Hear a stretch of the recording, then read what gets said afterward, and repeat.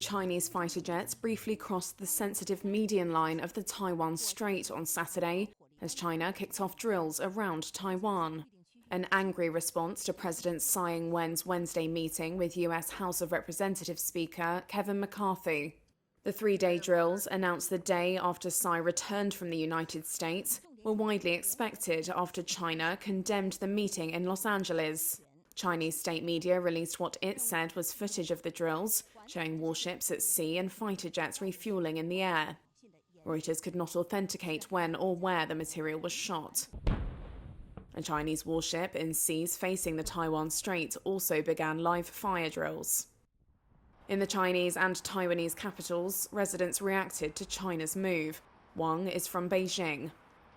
Military exercises are what we should do. It's good to beat Taiwan President Tsai Ing-wen to death. Let's take Taiwan with military force. Personally, I think I will join a war against Taiwan, even if I'm just carrying cannon shells.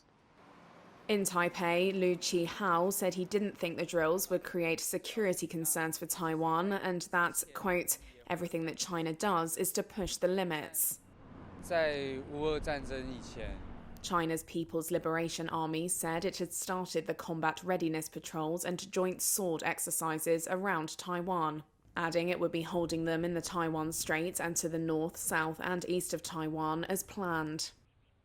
Taiwan's defense ministry said on Saturday morning it spotted the Chinese fighters and ships crossing the median line that normally serves as an unofficial batter between the two sides.